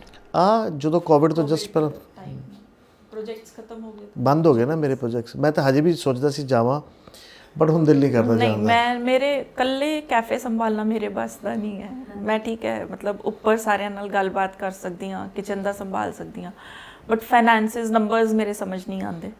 ਫਾਈਨੈਂਸਿਸ ਔਰ ਸਟਾਫ ਨੂੰ ਹੈਂਡਲ ਇਹੀ ਕਰ ਸਕਦੇ ਆ, ਉਹ ਮੇਰੇ ਵੱਸ ਦਾ ਨਹੀਂ ਹੈ। ਵੈਸੇ ਤਾਂ ਹੁਣ ਜਿਸ ਪੋਜੀਸ਼ਨ ਤੇ ਤੁਸੀਂ ਹੋ ਜਾਂ ਜਿਵੇਂ ਦਾ ਆਲਾ ਦੁਆਲਾ ਤੁਹਾਡਾ ਮਾਹੌਲ ਆ ਹਨਾ, ਉਹ 'ਚ ਇਹ ਚੀਜ਼ਾਂ ਮੈਟਰ ਨਹੀਂ ਕਰਦੀਆਂ, ਪਰ ਕਦੀ ਆਪਣੇ ਮਨ ਤੇ ਪ੍ਰੈਸ਼ਰ ਫੀਲ ਹੋਇਆ ਜਾਂ ਲੋਕਾਂ ਨੇ ਕਿਸੇ ਨੇ ਕਰਵਾਇਆ ਕਿ ਮਤਲਬ 2 ਬੇਟੀਆਂ ਹੋਣਾ ਵੀ ਪ੍ਰੈਸ਼ਰ ਹੁੰਦਾ ਇੱਕ? ਘਰਦਿਆਂ ਵੱਲੋਂ ਤਾਂ ਕਦੀ ਵੀ ਨਹੀਂ। ਮੈਨੂੰ ਯਾਦ ਹੈ ਜਦੋਂ ਮੇਰੀ ਪਹਿਲੀ ਬੇਟੀ ਦਾ ਬਰਥ ਹੋਇਆ ਹੈ, ਮੇਰੇ ਮਦਰ ਇਨ ਲਾ ਫਾਦਰ ਇਨ ਲਾ ਇੰਨੇ ਖੁਸ਼ ਸੀ, ਮਤਲਬ ਹਸਪੀਟਲ ਢੋਲ ਵੱਜਣੇ ਸ਼ੁਰੂ ਹੋ ਗਏ ਸੀਗੇ, ਕਿਉਂਕਿ ਇਹਨਾਂ ਨੂੰ ਇਹ ਹੁੰਦਾ ਸੀ ਕਿ ਸਾਡਾ ਮੁੰਡਾ ਹੈ, ਸਾਨੂੰ ਕੁੜੀ ਨਹੀਂ ਸੀ, ਸਾਡੇ ਕੁੜੀ ਹੋ ਗਈ ਬਸ ਖਤਮ। ਤੇ ਬਹੁਤ ਜ਼ਿਆਦਾ ਖੁਸ਼ ਸੀ, ਤਾਂ ਉਹ ਕਦੀ ਮੈਨੂੰ ਪ੍ਰੈਸ਼ਰ ਨਹੀਂ ਫੀਲ ਹੋਇਆ। ਮੇਰੇ ਪੇਰੈਂਟਸ ਨੂੰ ਸਗੋਂ ਰਹਿੰਦਾ ਹੁੰਦਾ ਸੀਗਾ ਕਿ ਮੇਰੇ ਵੱਡੇ ਬ੍ਰਦਰ ਦੇ ਵੀ ਬੇਟੇ ਹੈ, ਛੋਟੇ ਬ੍ਰਦਰ ਦੇ ਵੀ ਬੇਟਾ ਬੇਟੀ ਹੈ, ਤਾਂ ਨੀਰੂ ਦੇ ਵੀ ਇੱਕ ਬੇਟਾ ਹੋ ਜੇ ਨਾ। ਡੈਡੀ ਮੰਮੀ ਨੂੰ ਹਮੇਸ਼ਾ ਰਹਿੰਦਾ ਹੈ ਉਹ ਚੀਜ਼ ਦਾ। ਤੇ ਬਟ ਇੱਧਰੋਂ ਇਨ-ਲॉज ਵੱਲੋਂ ਨਹੀਂ ਕਦੀ ਹੋਇਆ, ਤੇ ਨਾ ਹੁਣ ਮੇਰੇ ਪੇਰੈਂਟਸ ਨੂੰ ਵੀ ਨਹੀਂ ਹੈ। ਜਦੋਂ ਹੁਣ ਦੇਖਦੇ ਆ ਕਿ ਹਾਂ, ਤਾਂ ਹੁਣ ਉਹਨਾਂ ਨੂੰ ਵੀ ਨਹੀਂ ਹੁੰਦਾ। ਪਹਿਲਾਂ ਸ਼ਾਇਦ ਉਹਨਾਂ ਨੂੰ ਕਿਤੇ ਨਾ ਕਿਤੇ ਉਹ ਇਨਸਿਕਿਉਰਿਟੀ ਹੁੰਦੀ ਸੀ। ਉਹਨਾਂ ਨੂੰ ਹੁਣ ਖੁਸ਼ੀ ਹੈ ਵੀ ਤੁਹਾਡੀ ਚੁਆਇਸ ਬਹੁਤ ਰਾਈਟ ਸੀ? ਬਹੁਤ ਖੁਸ਼, ਬਹੁਤ ਖੁਸ਼। ਬਹੁਤ ਖੁਸ਼। ਉੱਦਾਂ ਤੁਸੀਂ ਜਿਵੇਂ ਹੁਣ ਬੱਚੇ ਵੱਡੇ ਹੋ ਗਏ ਨੇ ਤੁਹਾਡੇ ਹਨਾ, ਉਹ ਸਾਰਾ ਕੁਝ ਜਿਵੇਂ ਬੱਚੇ ਆਪਣੀ ਜ਼ਿੰਮੇਵਾਰੀ ਆਪ ਕਰ ਸਕਦੇ ਨੇ, ਹੁਣ ਤਾਂ ਤੁਹਾਡਾ ਟਾਈਮ ਤੁਸੀਂ ਜਿਵੇਂ ਪਹਿਲੇ 10 ਸਾਲ ਔਖੇ ਗੁਜ਼ਰੇ ਹਨਾ, ਉਸ ਤੋਂ ਬਾਅਦ ਵੀ ਜਦੋਂ ਆਪਾਂ ਜੌਬ ਕਰਦੇ ਹਾਂ ਬਹੁਤ ਸਾਰਾ ਟਾਈਮ ਨਹੀਂ ਹੁੰਦਾ। ਹੁਣ ਤੁਹਾਡਾ ਆਪਣਾ ਬਿਜ਼ਨਸ ਆ ਜਿੱਥੇ ਤੁਸੀਂ ਤਕਰੀਬਨ ਮੈਨੂੰ ਲੱਗਦਾ 15 ਘੰਟੇ ਤਾਂ ਇਕੱਠੇ ਰਹਿੰਦੇ ਹੀ ਹੋਵੋਗੇ ਹਨਾ, ਤੇ ਉਹ ਚੀਜ਼ਾਂ ਨੇ ਤੁਹਾਡੀ ਰਿਲੇਸ਼ਨਸ਼ਿਪ ਨੂੰ ਚੰਗਾ ਕੀਤਾ ਜਾਂ ਕਈ ਵਾਰੀ ਸਾਰੇ ਇਹ ਵੀ ਕਹਿ ਦਿੰਦੇ ਨੇ, ਆਪਾਂ ਸੋਸ਼ਲ ਮੀਡੀਆ ਤੇ ਵੀ ਲੋਕ ਟ੍ਰੋਲ ਕਰ ਦਿੰਦੇ ਕਿ ਵਾਈਫ ਕਹਿੰਦੀ ਹੈ ਜੀ ਮਾਸਕ ਪਾ ਕੇ ਰੱਖਿਆ ਕਰੋ 24 ਘੰਟੇ, ਤੁਹਾਨੂੰ ਦੇਖ ਕੇ ਮੈਂ ਬੋਰ ਹੋ ਰਹੀ ਹਾਂ ਨਾ, ਕਿ ਮਤਲਬ ਉਸ ਚੀਜ਼ ਨੇ ਤੁਹਾਡੇ 'ਚ ਕੁਝ ਚੇਂਜ ਲਿਆਂਦਾ ਜਾਂ ਤੁਹਾਨੂੰ ਨੇੜੇ ਕੀਤਾ ਹੋਰ? ਕੈਫੇ ਕਰਕੇ ਹਾਂ, ਸਾਡੇ ਰਿਲੇਸ਼ਨਸ਼ਿਪ 'ਚ ਬਹੁਤ ਫਰਕ ਪਿਆ। ਸ਼ਾਇਦ ਮੈਂ ਪਹਿਲਾਂ ਇੰਨਾ ਓਪਨ ਅਪ ਹੋ ਨਹੀਂ ਸੀ ਪਾਉਂਦੀ, ਕਿਤੇ ਨਾ ਕਿਤੇ ਮੈਨੂੰ ਹੁੰਦਾ ਸੀ ਕਿ ਐਡਜਸਟ ਕਰਕੇ ਨਾ ਲਾਈਫ ਕੱਢਣੀ ਹੈ, ਮਤਲਬ ਠੀਕ ਰਵੇ। ਹੁਣ ਮੈਨੂੰ ਲੱਗਦਾ ਮੈਂ ਖੁੱਲ੍ਹ ਕੇ ਬੋਲ ਪਾਉਂਦੀ ਹਾਂ ਇਹਨਾਂ ਨੂੰ ਕਿ ਨਹੀਂ, ਆਹ ਠੀਕ ਨਹੀਂ ਹੈ, ਆਹ ਇੰਜ ਕਰਨਾ। ਕੈਫੇ ਕਰਕੇ ਸਾਡੀਆਂ ਬਹੁਤ ਲੜਾਈਆਂ ਹੁੰਦੀਆਂ। ਇਹਨਾਂ ਨੇ ਕਹਿਣਾ ਚਾਹ ਨਹੀਂ ਬੰਦ ਕਰਨੀ, ਮੈਂ ਸ਼ਾਮ ਨੂੰ ਹੁੰਦਾ ਵੀ ਇੱਕ ਤਾਂ ਲੰਚ ਟਾਈਮ ਚਾਹ ਬੰਦ ਕਰ ਦਿਓ, ਤੇ ਇੱਕ 6-7 ਵਜੇ ਤੋਂ ਬਾਅਦ ਚਾਹ ਡਿਨਰ ਟਾਈਮ ਬੰਦ ਕਰ ਦਿਓ। ਇਹਨਾਂ ਨੂੰ ਹੁੰਦਾ ਨਹੀਂ, ਚਾਹ ਨਹੀਂ ਬੰਦ ਕਰਨੀ। ਉਹਦੇ ਪਿੱਛੇ ਸਾਡੀ ਬਹੁਤ ਬਹਿਸ ਹੁੰਦੀ ਹੈ। ਤੇ ਇਹੋ ਜਿਹੀਆਂ ਛੋਟੀਆਂ ਨਿਕਨੈਕਸ ਚਲਦੀਆਂ ਹੁਣ ਬਾਹਰੋਂ ਆਉਂਦੇ ਆ, ਸਰਦੀਆਂ ਦਾ ਟਾਈਮ ਹੈ, ਠੰਡ ਦਾ ਟਾਈਮ ਹੈ, ਚਾਹ ਹਰ ਇੱਕ ਨੂੰ ਚਾਹੀਦੀ ਹੈਗੀ। ਔਰ ਬੜੀ ਦੂਰੋਂ ਲੋਕ, ਇੱਕ ਨਾ ਕੈਫੇ ਐਸੀ ਜਗ੍ਹਾ 'ਤੇ ਆ ਕਿ ਕਾਫੀ ਚੱਲ ਕੇ ਆਉਣਾ ਪੈਂਦਾ ਹੈ। ਬੰਦਾ ਚੱਲ ਕੇ ਆਇਆ, ਘਰੇ ਮਹਿਮਾਨ ਹੈ, ਆਪਣੇ ਮਹਿਮਾਨ ਹੈ, ਚਾਹ ਕੀ ਬਣਾ ਕੇ ਉਹਨਾਂ ਨੂੰ, ਤੇ ਇਹ ਚੀਜ਼ਾਂ ਤੇ ਚੱਲਦਾ ਰਹਿੰਦਾ। ਇਸ ਚੀਜ਼ ਦਾ ਡਿਸੀਜਨ ਕੀ ਹੁੰਦਾ ਕਿ ਕੁਝ ਹੈਲਦੀ ਨਿਕਲ ਕੇ ਆਉਂਦਾ ਅੱਗੇ, ਨਹੀਂ ਕਰਾਂਗੇ। ਫਿਰ ਇਹ ਵੀ ਕਹਿੰਦੇ ਹਾਂ ਠੀਕ ਹੈ, ਸਰਦੀ ਦਾ ਟਾਈਮ ਆ, 2 ਚਾਹ 2 ਸਭ ਨੂੰ। ਇਸ ਤਰ੍ਹਾਂ ਕੁਝ ਹੋਰ ਇਸ਼ੂਜ਼ ਹੁੰਦੇ ਹੈਗੇ ਵੀ ਇਹ ਚੀਜ਼ ਸ਼ੁਰੂ ਕਰ ਦਈਏ। ਮੈਨੂੰ ਹੁੰਦਾ ਕਿ ਜੋ ਮੈਨੂੰ ਪਸੰਦ ਨਹੀਂ ਆਈ ਚੀਜ਼, ਮੈਂ ਇੱਕ ਆਮ ਆਦਮੀ ਹਾਂ, ਤੇ ਉਹਨਾਂ ਨੂੰ ਕਿਵੇਂ ਪਸੰਦ ਆਊਗੀ? ਮੈਨੂੰ ਖਾਣਾ ਬਣਾਉਣਾ ਨਹੀਂ ਆਉਂਦਾ, ਬਿਲਕੁਲ ਨਹੀਂ ਆਉਂਦਾ, ਪਰ ਮੈਂ ਟੇਸਟ ਦੱਸ ਸਕਦਾ ਨਾ। ਜੇ ਮੈਨੂੰ ਪਸੰਦ ਆਊਗਾ ਤਾਂ ਉਹਨਾਂ ਨੂੰ ਵੀ ਪਸੰਦ ਆਏਗਾ ਜ਼ਰੂਰ। ਤੇ ਬਸ ਇਹੀ ਚੀਜ਼ ਹੈ। ਨਹੀਂ ਇਹ ਸਵਾਦ ਹੈ, ਮੈਂ ਕਿਹਾ ਤੈਨੂੰ ਸਵਾਦ ਲੱਗ ਰਿਹਾ ਹੈ, ਮੈਨੂੰ ਨਹੀਂ ਲੱਗ ਰਿਹਾ ਹੈਗਾ। ਇਸ ਚੀਜ਼ਾਂ 'ਤੇ ਬਹਿਸ ਹੁੰਦੀ ਹੈਗੀ। ਕਿਹੜੇ ਫੈਸਲੇ ਨੇ ਜਿਹੜੇ ਤੁਹਾਨੂੰ ਲੱਗਦਾ ਸਿਰਫ ਤੁਸੀਂ ਹੀ ਕਰੋਗੇ? ਤੇ ਅੱਜ ਤੱਕ ਵੀ ਇਹੋ ਜਿਹਾ ਕੁਝ ਸਾਰੇ ਹੀ ਹੈ। ਨਹੀਂ ਹੁਣ ਸੱਚ ਬੋਲ ਰਹੇ ਨਹੀਂ, ਕੋਈ ਵੀ ਡਿਸੀਜਨ ਇਹੋ ਜਿਹਾ ਨਹੀਂ ਕਿ ਮੈਂ ਇਕੱਲੀ ਲਿੱਤਾ ਹੋਵੇ। ਨਹੀਂ, ਇਹ ਤਾਂ ਯੂਐਸ ਦਾ ਡਿਸੀਜਨ ਵੀ ਲੈ ਲੇ, ਇਹ ਤਾਂ ਬਸ ਨਹੀਂ ਚੱਲਦਾ। ਨਹੀਂ, ਕੋਈ ਵੀ ਇਹੋ ਜਿਹਾ ਡਿਸੀਜਨ ਤਾਂ ਨਹੀਂ ਹੈ ਜਿਹੜਾ ਇਕੱਲੀ ਨੇ ਲਿੱਤਾ ਹੋਵੇ। ਨਹੀਂ, ਸ਼ਾਪਿੰਗ ਤਾਂ ਇਕੱਲੀ ਲੈਂਦੀ ਆ। ਹਾਂ, ਉਹ ਮੈਂ ਇਕੱਲੀ ਕਰਦੀ ਹਾਂ। ਬਾਕੀ ਜਿਹੜੇ ਪਰਿਵਾਰ ਦੇ ਜਿਵੇਂ ਹੁਣ ਬੱਚੇ ਵੀ ਤੁਹਾਡੇ ਵੱਡੇ ਹੋ ਰਹੇ ਨੇ ਨਾ, ਆਪਾਂ ਉਹਨਾਂ ਦੇ ਫਿਊਚਰ ਦੀਆਂ ਕਿੰਨੀਆਂ ਚੀਜ਼ਾਂ ਨੇ ਜਿਹੜੀਆਂ ਡਿਸਕਸ ਕਰ ਸਾਨੂੰ ਸਾਰੇ ਹੀ ਕਹਿੰਦੇ ਆ ਤੂੰ ਬੇਟੀਆਂ ਨੂੰ ਬਹੁਤ ਵਿਗਾੜ ਰੱਖਿਆ। ਸੁਣਨ ਨੂੰ ਆਉਂਦਾ ਬਹੁਤ। ਮੈਂ ਕਦੀ ਵੀ ਆਪਣੇ ਬੱਚਿਆਂ ਤੇ ਪ੍ਰੈਸ਼ਰ ਨਹੀਂ ਪਾਇਆ। ਜਿਹਦੀ ਲਾਈਫ 'ਚ ਜੋ ਜਿਹਨੇ ਕਰਨਾ ਹੈ, ਮੇਰੇ ਐਕਸਪੀਰੀਅੰਸ ਤੋਂ ਮੈਨੂੰ ਨਹੀਂ ਲੱਗਦਾ ਕਿ ਉਹ ਬਹੁਤ ਜ਼ਿਆਦਾ ਸਿੱਖਣਗੇ, ਹੈ ਨਾ। ਉਹਨਾਂ ਨੂੰ ਜਦ ਤੱਕ ਆਪ ਠੋਕਰਾਂ ਨਹੀਂ ਖਾਣਗੇ। ਹੁਣ ਮੇਰੀ ਬੇਟੀ ਹੈ, ਥੀਏਟਰਸ ਕੀਤਾ ਹੈ, ਸ਼ੀ ਇਜ਼ ਇਨਟੂ ਮਾਡਲਿੰਗ। ਹੁਣ ਜੇ ਮੈਂ ਚਾਹਾਂ ਤਾਂ ਸਾਡੇ ਤਾਂ ਸਾਰੇ ਇੱਥੇ ਆਉਂਦੇ ਨੇ, ਹੈ ਨਾ। ਕਿਸੇ ਨੂੰ ਵੀ ਅਪਰੋਚ ਕਰਕੇ ਮੈਂ ਕਹਿ ਸਕਦੀ ਹਾਂ ਵੀ ਬੇਟੀ ਨੂੰ ਕੰਮ ਦਿਓ, ਤਾਂ ਉਹ ਨਾ ਉਹਨੂੰ ਮਜ਼ਾ ਆਉਣਾ, ਨਾ ਮੈਨੂੰ ਉਸ ਚੀਜ਼ ਦਾ ਮੈਂ ਕਦੀ ਪ੍ਰਾਊਡ ਫੀਲ ਕਰ ਪਾਊਂਗੀ। ਤਾਂ ਉਹਦੀਆਂ ਸਟਰਗਲਸ ਹੈ, ਉਹਨੂੰ ਕਰਨ ਦਿਓ। ਨਹੀਂ, ਪਹਿਲਾਂ ਸਾਰੇ ਕਹਿੰਦੇ ਸੀ ਇਹ ਲਾਈਨ ਅੱਛੀ ਨਹੀਂ ਹੈ, ਬੇਟੀ ਨੂੰ ਕਿਉਂ ਭੇਜਤਾ। ਠੀਕ ਹੈ, ਉਹਨੂੰ ਸ਼ੌਂਕ ਹੈ, ਕਰਨ ਦਿਓ। ਜਦੋਂ ਲੱਗਿਆ ਕਿ ਨਹੀਂ ਕੁਝ ਕਰ ਪਾ ਰਹੀ ਤਾਂ ਕੈਫੇ ਤਾਂ ਫਿਰ ਹੈ ਹੀ, ਅਸੀਂ ਤਾਂ ਬੈਠੇ ਹੀ ਹਾਂ, ਕੋਈ ਨਹੀਂ ਸੰਭਾਲ ਲਾਂਗੇ। ਛੋਟੀ ਵਾਲੀ ਨੇ ਕਿਹਾ ਕਿ ਮੈਂ ਕਲਨਰੀਜ਼ ਦੀ ਡਿਗਰੀ ਕਰਨੀ ਹੈ, ਮੈਂ ਇੰਡੀਆ ਨਹੀਂ ਕਰਨੀ, ਮੈਂ ਬਾਹਰ ਕਰਨੀ ਹੈ। ਹੁਣ ਇੰਡੀਆ ਕਰਦੀ ਤਾਂ ਬਹੁਤ ਸਸਤੀ ਹੋ ਜਾਣੀ ਸੀ, ਬਾਹਰ ਕਰਨੀ ਹੈ ਤਾਂ ਓਬਵੀਅਸਲੀ ਪੈਸੇ ਲੱਗਣਗੇ। ਬਟ ਠੀਕ ਹੈ, ਬੱਚੇ ਦਾ ਸ਼ੌਂਕ ਹੈ, ਕਿਉਂ ਨਾ ਪੂਰਾ ਕਰੀਏ। ਅਸੀਂ ਨਹੀਂ ਸ਼ੌਂਕ ਪੂਰਾ ਕਰਾਂਗੇ ਤਾਂ ਅਸੀਂ ਕਿਵੇਂ ਐਕਸਪੈਕਟ ਕਰ ਸਕਦੇ ਹਾਂ ਕਿ ਅਗਲੇ ਘਰ 'ਚ ਜਾ ਕੇ ਉਹਨਾਂ ਦੇ ਸ਼ੌਂਕ ਪੂਰੇ ਹੋਣਗੇ। Being a mother, being a father, ਜੇ ਅਸੀਂ ਨਹੀਂ ਬੱਚਿਆਂ ਨੂੰ ਉਹ ਲਿਬਰਟੀਜ਼ ਦੇਵਾਂਗੇ ਤਾਂ ਅਸੀਂ ਅੱਗੋਂ ਕਿਵੇਂ ਐਕਸਪੈਕਟ ਕਰ ਸਕਦੇ ਹਾਂ ਕਿ ਉਹਨਾਂ ਨੂੰ ਉਹੋ ਜਿਹੀਆਂ ਲਿਬਰਟੀਜ਼ ਮਿਲਣਗੀਆਂ। ਸੋ ਜੋ ਬੱਚੇ ਕਰਨਾ ਚਾਹੁੰਦੇ ਇਹ ਚੀਜ਼ ਨਾ ਅਸੀਂ ਨਾ ਬਾਹਰ ਰਹਿ ਕੇ ਬਹੁਤ ਸਿੱਖੀ। ਆਪਣਾ ਜੋ ਸੋਸ਼ਲ ਇੱਥੇ ਹੈ ਨਾ ਸਾਰਾ, ਉਹ ਹੈ ਇਨਸਿਕਿਉਰ। ਅਸੀਂ ਕਮਾਉਂਦੇ ਰਹਿੰਦੇ ਹਾਂ, ਅਸੀਂ ਆਪਣੀ ਐਸ਼ ਨਹੀਂ ਕਰਦੇ ਤਾਂ ਕਿ ਸਾਡੇ ਬੱਚੇ ਐਸ਼ ਕਰਨ। ਜਦੋਂ ਤੱਕ ਉਹ ਵੱਡੇ ਹੁੰਦੇ ਹੈਗੇ, ਉਹ ਪੈਸੇ ਦੀ ਵੈਲਿਊ ਉੱਥੇ ਪਹੁੰਚ ਜਾਂਦੀ ਹੈ ਜ਼ੀਰੋ 'ਤੇ। ਫਿਰ ਇਹ ਇਨਸਿਕਿਉਰਿਟੀ ਹੈ ਸਾਡੇ 'ਚ। ਅਸੀਂ ਸਿਕਿਉਰ ਸਿਸਟਮ ਜੀਣਾ ਚਾਹੁੰਦੇ ਹੈਗੇ, ਬਟ ਹੈ ਇਨਸਿਕਿਉਰਿਟੀ ਹੈ। ਜੇ ਤੁਸੀਂ ਇਹ ਸੋਚੋ ਕਿ ਮੈਂ ਥੋੜ੍ਹਾ ਇੱਕ ਮਸਤੀ ਵੀ ਕਰਨੀ ਹੈ, ਥੋੜ੍ਹਾ ਘੁੰਮਣਾ ਫਿਰਨਾ ਵੀ ਹੈ, ਮੈਂ ਇੱਥੇ ਸਪੈਂਡ ਵੀ ਕਰਨਾ, ਉਹ ਵੀ ਕਰਨਾ ਹੈ, ਤਾਂ ਤੁਹਾਡੇ 'ਚ ਅਰਨਿੰਗ ਦੀ ਓਨੀ ਹੀ ਭੁੱਖ ਜਾਗੂਗੀ, ਕੈਪੈਸਿਟੀ ਜਾਗ ਜਾਂਦੀ ਹੈ। ਅਤੇ ਬਾਹਰ ਲੈ ਕੇ ਸਿੱਖਿਆ ਕਿ ਤੁਸੀਂ ਦੂਜਿਆਂ ਵਾਸਤੇ ਨਾ ਸੋਚੋ, ਬੱਚੇ ਆਪਣੇ ਆਪ ਕਰਨਗੇ, ਉਹ ਆਪੇ ਠੋਕਰ ਖਾਣਗੇ, ਆਪੇ ਕਮਾਉਣਾ ਸਿੱਖਣਗੇ। ਪਹਿਲਾਂ ਜੋ ਤੁਸੀਂ ਹੋ, ਤੁਸੀਂ ਆਪਣੀ ਲਾਈਫ ਜੀਓ ਚੰਗੀ ਤਰ੍ਹਾਂ, ਖੁਸ਼ ਜੀਓ। ਜੋ ਤੁਸੀਂ ਕੱਪੜੇ ਕਦੇ ਸੈਕਰੀਫਾਈਸ ਕਰਦੇ ਨੇ, ਮੈਂ ਗਹਿਣੇ ਲੈਣੇ ਬੱਚਿਆਂ ਵਾਸਤੇ ਰੱਖ ਲੈਣੇ ਆ, ਉਹ ਪੜ੍ਹਨਗੇ, ਉਹ ਵੀ ਕਰਨਗੇ। ਤੁਸੀਂ ਆਪਣੀ ਵੀ ਲਾਈਫ ਤਾਂ ਚੰਗੀ ਤਰ੍ਹਾਂ ਜੀਓ, ਇਨਸਿਕਿਉਰ ਫੀਲ ਨਾ ਕਰਕੇ। ਅਸੀਂ ਤਾਂ ਸਗੋਂ ਹੁਣ ਬੱਚਿਆਂ ਨੂੰ ਆਪ ਹੀ ਕਹਿੰਦੇ ਆ, ਅਸੀਂ ਤੁਹਾਨੂੰ ਜਿੰਨਾ ਘੁਮਾਉਣਾ ਸੀ ਘੁਮਾਤਾ, ਹੁਣ ਤੁਹਾਡੀ ਵਾਰੀ ਹੈ, ਹੁਣ ਤੁਸੀਂ ਸਾਨੂੰ ਘੁਮਾਉਣਾ ਹੈ। ਤਾਂ ਬੱਚਿਆਂ ਨੂੰ ਆਪੇ ਰਹੂਗਾ ਕਿ ਹਾਂ ਅਸੀਂ ਉਹਨਾਂ ਕੁ ਘੁਮਾਉਣਾ ਕਿ ਅਸੀਂ ਪੇਰੈਂਟਸ ਨੂੰ ਘੁਮਾਉਣਾ। ਜੇ ਅਸੀਂ ਕਹਾਂਗੇ ਨਹੀਂ ਨਹੀਂ ਬੱਚੇ ਹੈਗਾ ਸਾਡੇ ਕੋਲੇ, ਕੋਈ ਨਹੀਂ, ਤੁਸੀਂ ਉਹਨਾਂ ਨੇ ਕਦੇ ਕਮਾਉਣਾ ਸਿੱਖਣਾ ਹੀ ਨਹੀਂ ਬੱਚਿਆਂ ਨੇ ਕਦੀ ਵੀ। ਮਤਲਬ ਦੋਨਾਂ ਪਾਰਟਨਰ ਦੀ ਸੋਚ ਇੱਕੋ ਜਿਹੀ ਨਹੀਂ ਹੋ ਸਕਦੀ, ਇਹ ਮੈਨੂੰ ਲੱਗਦਾ ਹੁੰਦਾ। ਦੋਵਾਂ 'ਚੋਂ ਇੱਕ ਬਹੁਤ ਬਰੋਡ ਮਾਈਂਡਡ ਵੀ ਹੁੰਦਾ ਜਾਂ ਦੂਜਾ ਥੋੜ੍ਹਾ ਜਿਹਾ ਆਪਣੀ ਸੁਸਾਇਟੀ ਨੂੰ ਦੇਖਦਾ, ਆਲੇ ਦੁਆਲੇ ਨੂੰ। ਜਾਂ ਕਿਉਂਕਿ ਆਪਾਂ ਬਿਲਕੁਲ ਅਲੱਗ-ਅਲੱਗ ਹਾਲਾਤਾਂ 'ਚ ਪਲੇ ਹੁੰਦੇ ਹਾਂ, ਹੈ ਨਾ। ਤਾਂ ਕਈ ਵਾਰੀ ਮਦਰ ਫਰੀਡਮ ਦੇਣਾ ਚਾਹੁੰਦੀ ਹੈ ਬੱਚਿਆਂ ਨੂੰ, ਪਰ ਫਾਦਰ ਨੂੰ ਲੱਗਦਾ ਹੁੰਦਾ ਕਿ ਨਹੀਂ, ਮਤਲਬ ਮੇਰੇ ਹਿਸਾਬ ਨਾਲ ਇਹ ਚੀਜ਼ ਨਹੀਂ। ਉਹਨਾਂ ਚੀਜ਼ਾਂ ਨੂੰ ਲੈ ਕੇ ਤੁਹਾਡੇ 'ਚ ਕਦੀ ਕੋਈ ਕਲੈਸ਼ ਹੁੰਦਾ? ਪਹਿਲੇ ਹੁੰਦਾ ਸੀ, ਅਤੇ ਬਟ ਹੁਣ ਮੈਂ ਸਿੱਖ ਗਏ, ਸਿਖਾਤਾ। ਪਹਿਲਾਂ ਮੈਨੂੰ ਵੀ ਸੇਮ ਹੁੰਦਾ ਸੀਗਾ ਕਿ ਟਾਈਮ 'ਤੇ ਘਰੇ ਆ ਜੇ। ਹਾਂ, ਜਦੋਂ ਹਨੇਰਾ ਸ਼ੁਰੂ ਹੋ ਗਿਆ ਉਸ ਤੋਂ ਪਹਿਲਾਂ ਘਰੇ ਵੜਨਾ ਚਾਹੀਦੇ ਸਾਰਿਆਂ ਨੇ। ਐਕਚੁਅਲੀ ਮੈਨੂੰ ਪਤਾ ਕੀ ਫਰਕ ਕਿੱਥੋਂ ਪਿਆ। ਮੈਂ ਸ਼ੁਰੂ ਤੋਂ ਕੋਐਡ 'ਚ ਪੜ੍ਹੀ ਹਾਂ, ਤਾਂ ਮੇਰੇ ਫਰੈਂਡਸ ਹੁੰਦੇ ਸੀ, ਘਰੇ ਵੀ ਆਉਣਾ, ਤਾਂ ਸਾਨੂੰ ਉਹ ਚੀਜ਼ ਕਾਮਨ ਸੀ। ਅੰਸ਼ੂ ਓਨਲੀ ਬॉयਜ਼ 'ਚ ਪੜ੍ਹੇ ਨੇ, ਤਾਂ ਜਦੋਂ ਕੁੜੀਆਂ ਦੇ ਫਰੈਂਡਸ ਆਉਂਦੇ ਹੁੰਦੇ ਸੀ ਤਾਂ ਇਹਨਾਂ ਨੂੰ ਬੜਾ ਅਜੀਬ ਲੱਗਦਾ, ਮੁੰਡੇ ਕਿਉਂ ਆ ਰਹੇ ਹੈ। ਤਾਂ ਉਹ ਹੁਣ ਹੌਲੀ ਹੌਲੀ ਆਦਤ ਪੈ ਗਈ।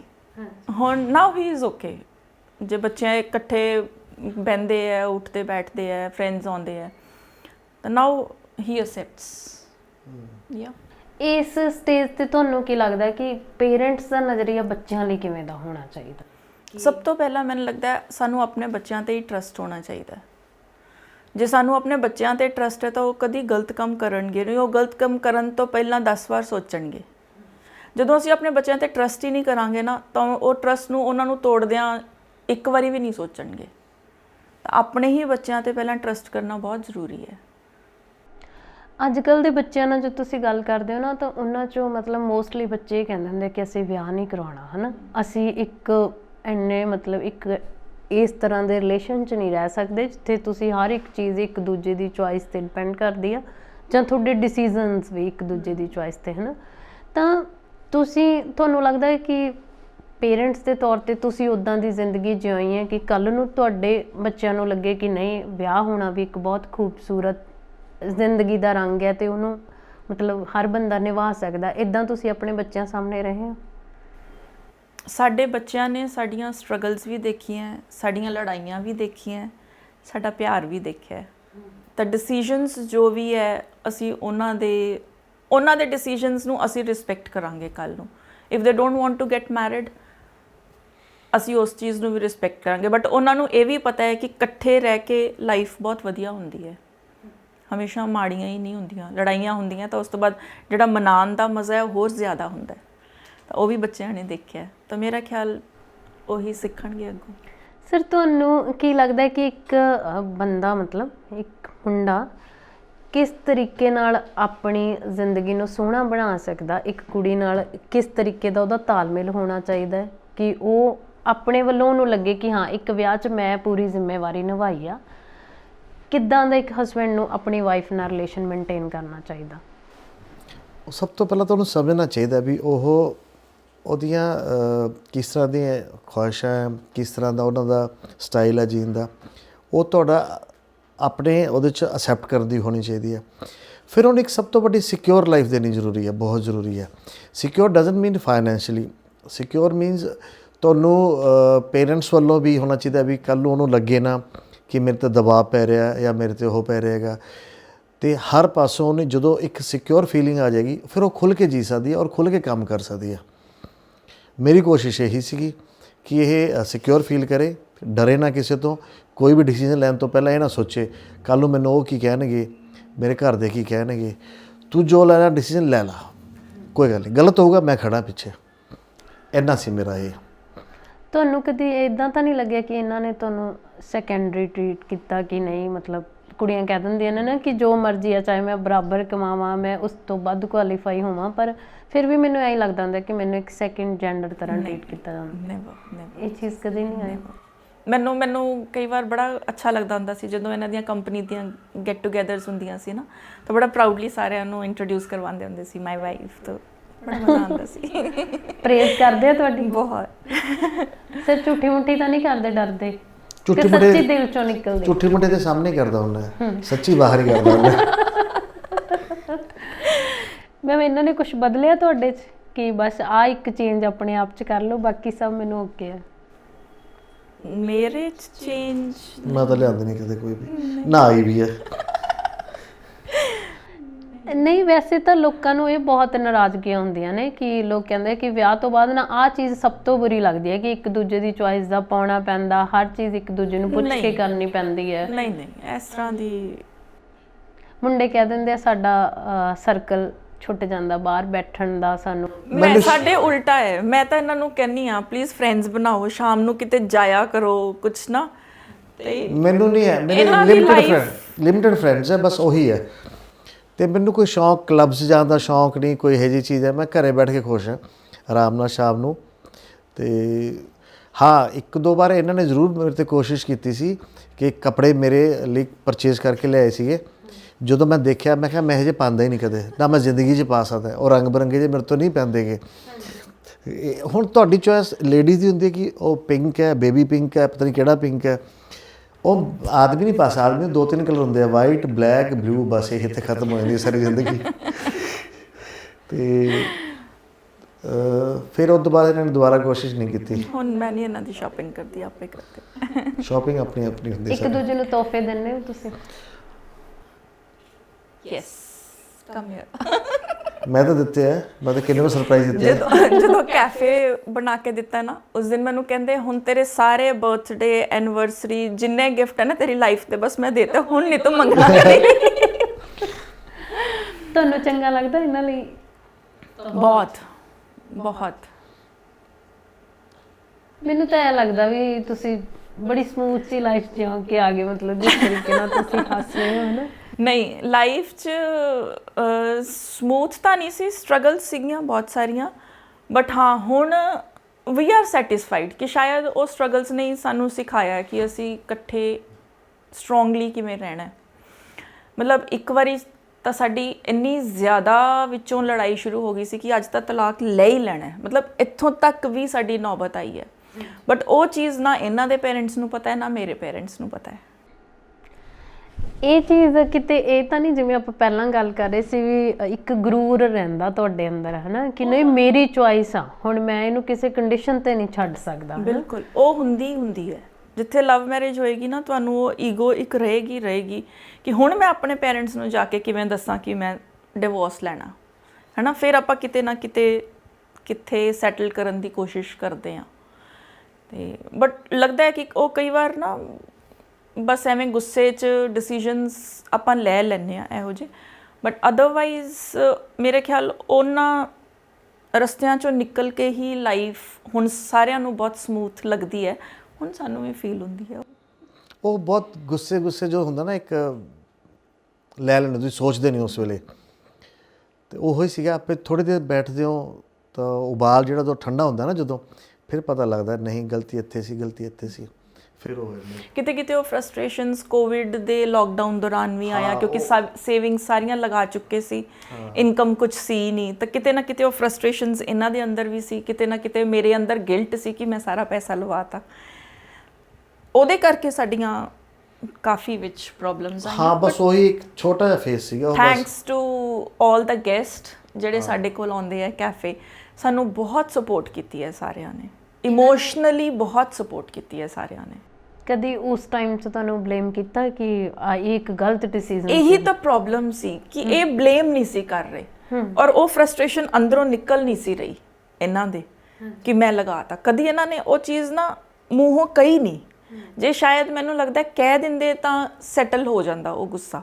ਉਹ 1.5-2 ਸਾਲ ਨਹੀਂ ਸੈਟਲ ਹੋ ਪਾਇਆ ਬਿਕੋਜ਼ ਉਹ ਚੀਜ਼ ਉਹ ਬੋਲ ਨਹੀਂ ਪਾਏ ਕਿ ਮੈਂ ਤੇਰੇ ਕਰਕੇ ਕਰਦਾ। ਮੈਂ ਔਰ ਉਸ ਚੀਜ਼ ਨੂੰ ਕਰਦਾ ਵੀ ਨਹੀਂ ਸੀਗਾ ਕਿ ਨਹੀਂ ਹੈ, ਇਹ ਤਾਂ ਹੋ ਗਿਆ ਜੋ ਹੋ ਗਿਆ। ਮੈਂ ਇਕੱਲਾ ਨਹੀਂ ਸਫ਼ਰ ਕਰ ਰਿਹਾ, ਸਾਰੀ ਦੁਨੀਆ ਹੀ ਸਫ਼ਰ ਕਰ ਰਹੀ ਸੀ ਉਸ ਵੇਲੇ। ਬਟ ਇਹਨੂੰ ਲੱਗਦਾ ਸੀਗਾ ਕਿ ਮੈਂ ਕਰਵਾਤਾ, ਜਾਣ ਕੇ ਕਰਵਾਇਆ, ਕਿਸ ਤਰੀਕੇ ਨਾਲ ਕਰਵਾਇਆ। ਇੱਕ ਵਾਰੀ ਮੈਨੂੰ ਯਾਦ ਹੈ ਇੰਸੀਡੈਂਟ, ਮੈਂ ਤੇ ਪਵਨ ਮੇਰਾ ਦੋਸਤ ਹੈ, ਅਸੀਂ ਸ਼ਿਮਲੇ ਚੱਲੇ ਸੀ ਘੁੰਮਣ ਉਹੀ ਟਾਈਮ 'ਤੇ। ਮੈਨੂੰ ਕਿਸੇ ਦਾ ਫੋਨ ਆਇਆ ਕਿ ਤੁਹਾਡਾ ਕੈਫੇ ਸੇਲ 'ਤੇ ਹੈ, ਅਸੀਂ ਦੇਖਣਾ ਚਾਹੁੰਦੇ ਹੈਗੇ। ਮੈਂ ਕਿਹਾ ਕਿਹਨੇ ਆਖਿਆ ਤੁਹਾਨੂੰ? ਕਹਿੰਦੇ ਨੀਰੂ ਮੈਮ ਨੇ। ਮੈਂ ਆਖਿਆ ਯੂ ਟਰਨ ਮਾਰ, ਫਿਰ ਵਾਪਸ ਆਇਆ। ਮੈਂ ਕਿਹਾ ਦੁਬਾਰਾ ਨਾ ਸੋਚੀ ਨਾ ਡਿਸੀਜਨ। ਇਹ ਚੀਜ਼ ਪਿਆਰ ਨਾਲ ਬਣਾਈ ਗਈ ਹੈ ਔਰ ਇੱਕ ਗਿਫਟਡ ਹੈ, ਮਤਲਬ ਕੋਈ ਇਹ ਨਹੀਂ ਹੈਗੀ ਕਿ ਮੈਂ ਬਿਜ਼ਨਸ ਕਰਨ ਲਈ ਬਣਾਈ ਸੀ। ਇਹ ਮੈਂ ਤੈਨੂੰ ਗਿਫਟ ਕੀਤਾ ਸੀ ਤਾਂ ਤੂੰ ਗਿਫਟ ਕਿਵੇਂ ਸੇਲ ਕਰ ਸਕਦੀ ਹੈਗੀ। ਉਹ ਸ਼ਾਇਦ ਉਸ ਟਾਈਮ ਫਿਰ ਗੁੱਸਾ ਭੜਕਿਆ ਮੇਰਾ, ਉਹ ਭੜਕਿਆ ਤਾਂ ਫਿਰ ਜਾ ਕੇ ਦੋਨਾਂ ਦਾ ਭੜਕਿਆ। ਫਿਰ ਉਸ ਤੋਂ ਬਾਅਦ ਜਾ ਕੇ ਠੰਡੇ ਹੋਏ ਸੀ ਕਿ ਤੂੰ ਨਹੀਂ ਸੇਲ ਕਰ ਸਕਦੀ, ਇਹਨੂੰ ਰੱਖਣਾ ਹੈ, ਭਾਵੇਂ ਜੋ ਮਰਜ਼ੀ ਹੋ ਜਾਏ। ਮੇਰਾ ਲਾਸ ਹੋ ਰਿਹਾ, ਮੈਨੂੰ ਹੋਣ ਦਿਓ, ਜੋ ਮੈਨੂੰ ਕੋਈ ਪ੍ਰੋਬਲਮ ਨਹੀਂ ਹੈਗੀ। ਉਹ ਪਰ ਡਿਸੀਜਨ ਇਹੋ ਜਿਹਾ ਸੀਗਾ ਕਿ ਹੁਣ ਅੱਜ ਦੀ ਡੇਟ 'ਚ ਹੁਣ ਲੋਕੀ ਸਾਡੇ ਤੋਂ ਫਰੈਂਚਾਈਜ਼ੀਜ਼ ਮੰਗਦੇ। ਉਹ ਇੱਕ ਸੋਚ ਕੇ ਬਣਾਇਆ ਗਿਆ ਸੀ ਕਿ ਇਹਨੂੰ ਨਾ ਕਮਰਸ਼ੀਅਲਾਈਜ਼ ਨਹੀਂ ਕਰਨਾ। ਇਹਦਾ ਸ਼ੌਂਕ ਸੀਗਾ, ਉਹ ਪੂਰਾ ਹੋ ਗਿਆ। ਮੈਂ ਕਿਹਾ ਮੈਂ ਕਮਾਉਣ ਨੂੰ ਕੀ, ਮੈਂ ਹੁਣ 2 ਸਾਲ ਜੌਬ ਕਰ ਲੂੰਗਾ, ਫਿਰ ਵਾਪਸ ਆ ਜਾਏਗਾ, ਕੋਈ ਇਸ਼ੂ ਨਹੀਂ ਹੈ, ਬਟ ਤੂੰ ਇਹਨੂੰ ਸੇਲ ਨਹੀਂ ਕਰਨਾ ਕਦੇ ਵੀ। ਤੇ ਬਸ ਇਹੀ ਉਹ ਗੁੱਸਾ ਉਸ ਦਿਨ ਨਿਕਲ ਗਿਆ, ਖਤਮ ਹੋ ਗਿਆ, ਉਸ ਵਾਰ ਠੀਕ ਹੈ ਹੁਣ। ਵੈਸੇ ਵੀ ਕਹਿੰਦੇ ਨੇ ਧੁਖਣ ਨਾਲੋਂ ਨਾ ਬਲਣਾ ਚੰਗਾ ਹੁੰਦਾ ਹੈ, ਤੇ ਜਦੋਂ ਤੱਕ ਉਹ ਉਬਾਲ ਨਹੀਂ ਆਉਂਦਾ ਨਾ ਜ਼ਿਆਦਾ ਸਟਰੋਂਗ ਕਰਦਾ ਹੈ, ਜ਼ਿਆਦਾ ਸਟਰੋਂਗ ਕਰਦਾ। ਹੁਣ ਇਸ ਸਟੇਜ ਤੇ ਜ਼ਿੰਦਗੀ ਦਾ ਬਹੁਤ ਲੰਮਾ ਸਫ਼ਰ ਰਿਹਾ ਤੁਹਾਡਾ, ਹੈ ਨਾ, ਤੇ ਬੜਾ ਖੂਬਸੂਰਤ ਵੀ ਸੀ। ਉੱਚੀਆਂ ਨੀਵੀਆਂ ਬੜੀਆਂ ਥਾਵਾਂ ਤੋਂ ਤੁਸੀਂ ਲੰਘ ਆਏ, ਹੈ ਨਾ। ਹਾਂ, ਤੇ ਮੈਨੂੰ ਲੱਗਦਾ ਕਿ ਜੇ ਰਿਸ਼ਤੇ 'ਚ ਮਿਠਾਸ ਹੋਵੇ ਤਾਂ ਜਿਹੜੀਆਂ ਆਰਥਿਕ ਤੰਗੀਆਂ ਹੁੰਦੀਆਂ ਨੇ ਉਹ ਬੰਦਾ ਝੱਲ ਲੈਂਦਾ, ਉਹਨਾਂ 'ਚ ਕੋਈ ਵੱਡੀ ਗੱਲ ਨਹੀਂ ਹੁੰਦੀ, ਹੈ ਨਾ। ਹੁਣ ਲੱਗਦਾ ਕਿ ਬੱਚਿਆਂ ਨੂੰ ਲਵ ਮੈਰਿਜ ਕਰਾਉਣੀ ਚਾਹੀਦੀ ਹੈ ਜਾਂ ਫਿਰ ਅਰੇਂਜ ਮੈਰਿਜ? ਕੀ ਚੀਜ਼ ਸੋਚਦੇ ਹੋ? ਅਰੇਂਜ ਤਾਂ ਬਿਲਕੁਲ ਨਹੀਂ ਹੋਣੀ ਚਾਹੀਦੀ। ਮੇਰਾ ਤਾਂ ਇਹ ਹੈ, ਆਪਣੀ ਚੋਇਸ ਦਾ ਹੋਣਾ ਚਾਹੀਦਾ, ਜੋ ਮਰਜ਼ੀ ਹੋ ਜਾਏ, ਕਿਉਂਕਿ ਤੁਸੀਂ ਉਹਨੂੰ ਸਮਝਦੇ ਹੋ। ਹੁਣ ਦੀ ਅੱਜ ਦੀ ਡੇਟ 'ਚ ਸਿਨੈਰੀਓ ਇਸ ਤਰ੍ਹਾਂ ਕਿ ਤੁਸੀਂ ਜਦੋਂ ਤੱਕ ਸਮਝੋਗੇ ਨਹੀਂ ਆਪਣੇ ਪਾਰਟਨਰ ਨੂੰ, ਇੱਕ ਤੁਹਾਨੂੰ ਪਾਰਟਨਰ ਥੋਪ ਦਿੱਤਾ ਜਾਂਦਾ ਹੈਗਾ, ਇੱਕ ਤੁਸੀਂ ਆਪਣੀ ਮਰਜ਼ੀ ਨਾਲ ਸਮਝ ਕੇ ਉਹਨੂੰ ਉਹ ਲੈਂਦੇ ਹੋ, ਤੇ ਉਹ ਜ਼ਿਆਦਾ ਠੀਕ ਰਹਿੰਦਾ ਮੇਰੇ ਖਿਆਲ ਨਾਲ। ਦੇਖੋ ਮੇਰੇ ਖਿਆਲ ਉੱਚੀਆਂ ਨੀਵੀਆਂ ਲੜਾਈਆਂ ਮਨਾਉਣਾ ਇਹ ਅਰੇਂਜ ਮੈਰਿਜ 'ਚ ਵੀ ਹੈ, ਲਵ ਮੈਰਿਜ 'ਚ ਵੀ ਹੈ। ਅਰੇਂਜ ਮੈਰਿਜ 'ਚ ਸ਼ਾਇਦ ਕਿਤੇ ਨਾ ਕਿਤੇ ਉਹ ਆ ਜਾਂਦਾ ਹੈ ਕਿ ਪੇਰੈਂਟਸ ਦਾ ਡਿਸੀਜਨ ਹੈ, ਤਾਂ ਕੁੜੀ ਜਾ ਕੇ ਪੇਰੈਂਟਸ ਨੂੰ ਕਹਿੰਦੀ ਕੀ ਲੱਭਿਆ ਮੇਰੇ ਲਈ, ਤਾਂ ਉਹ ਕੰਪਰੋਮਾਈਜ਼ ਜਾਂ ਐਡਜਸਟਮੈਂਟ ਸ਼ਾਇਦ ਘੱਟ ਕਰਦੀ ਹੈ ਮੇਰੇ ਹਿਸਾਬ ਨਾਲ। ਲਵ ਮੈਰਿਜ 'ਚ ਇਹ ਹੁੰਦਾ ਹੈ ਉਹੀ ਸਾਰੀਆਂ ਸਟਰਗਲਸ ਹੁੰਦੀਆਂ ਹੈ, ਉਹੀ ਲੜਾਈਆਂ ਹੈ, ਉਹੀ ਮਨਾਉਣਾ ਹੈ, ਬਟ ਕਿਤੇ ਨਾ ਕਿਤੇ ਉਹ ਹੁੰਦਾ ਕਿ ਨਹੀਂ ਮੇਰੀ ਚੋਇਸ ਹੈ, ਮੈਂ ਹੀ ਹੈਂਡਲ ਕਰਨਾ ਹੈ, ਘਰਦਿਆਂ ਨੂੰ ਨਹੀਂ ਪਤਾ ਲੱਗਣਾ ਚਾਹੀਦਾ। ਤਾਂ ਮੇਰੇ ਖਿਆਲ ਅਸੀਂ ਸ਼ਾਇਦ ਜ਼ਿਆਦਾ ਕੋਸ਼ਿਸ਼ ਕਰਦੇ ਹਾਂ ਰਿਸ਼ਤੇ 'ਚ ਹੋਰ ਪਿਆਰ ਪਾਉਣ ਦੀ। ਪਰ ਲੋਕਾਂ ਦਾ ਤਜਰਬਾ ਇਹ ਵੀ ਕਹਿੰਦਾ ਹੈ ਕਿ ਇਹ ਇੱਦਾਂ ਦੇ ਵਿਆਹ ਬਹੁਤ ਛੇਤੀ ਟੁੱਟ ਜਾਂਦੇ ਆ ਜੀ, ਜਦ ਕਿ ਮਾਂ ਪਿਓ ਜਿਹੜੇ ਰਿਸ਼ਤੇ ਕਰਦੇ ਹੁੰਦੇ ਸੀ ਉਹ ਜ਼ਿਆਦਾ ਲੰਮਾ ਸਮਾਂ ਲੰਘਦੇ ਸੀ। ਕਿਉਂਕਿ ਹੁਣ ਜਿਵੇਂ ਆਪਾਂ ਵੀ ਕਹਿੰਦੇ ਸੀ ਕਿ ਅੱਗੇ ਰਿਸ਼ਤਾ ਮਤਲਬ ਸ਼ੁਰੂ ਹੁੰਦਾ ਸੀ ਤੇ ਫਿਰ ਤੁਸੀਂ ਇੱਕ ਦੂਜੇ ਨੂੰ ਜਾਣਦੇ ਸੀ, ਹੈ ਨਾ, ਤੇ ਹੁਣ ਤੁਸੀਂ ਪਹਿਲਾਂ ਇੰਨਾ ਜਾਣ ਲੈਂਦੇ ਹੋ, ਰਿਸ਼ਤਾ ਸ਼ੁਰੂ ਹੁੰਦਾ ਸੀ, ਫਿਰ ਕਈ ਵਾਰੀ ਉਹ ਥੋੜੇ ਦਿਨਾਂ ਬਾਅਦ ਹੀ ਖਤਮ ਹੋ ਜਾਂਦਾ। ਇਹ ਚੀਜ਼ ਨਹੀਂ ਤੁਸੀਂ ਮਹਿਸੂਸ ਕਰਦੇ? ਦੋਨਾਂ ਪਾਸੇ ਹੈ।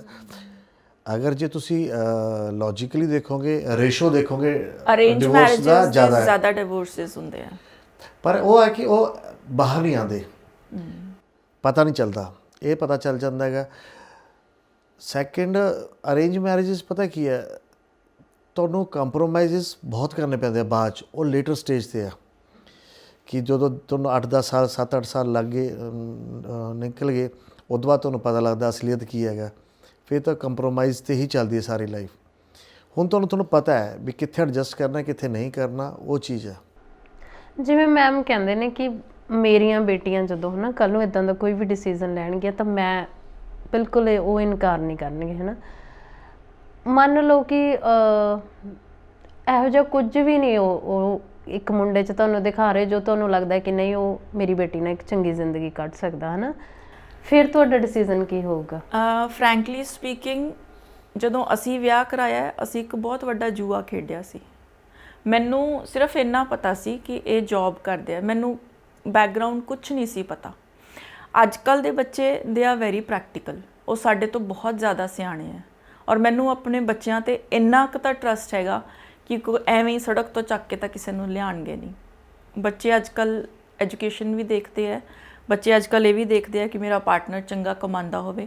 ਬੱਚੇ ਅੱਜ ਕੱਲ੍ਹ ਖੁਦ ਵੀ ਇੰਡੀਪੈਂਡੈਂਟ ਰਹਿਣਾ ਚਾਹੁੰਦੇ ਆ ਕਿ ਮੈਂ ਵੀ ਕਮਾਵਾਂ। ਇਹ ਜਦੋਂ ਚੀਜ਼ਾਂ ਮੇਰੇ ਬੱਚਿਆਂ 'ਚ ਹੈਗੀਆਂ ਤਾਂ ਮੈਨੂੰ ਨਹੀਂ ਲੱਗਦਾ ਕਿ ਉਹਨਾਂ ਦੀ ਚੋਇਸ ਕਦੀ ਗਲਤ ਹੋ ਸਕੇਗੀ।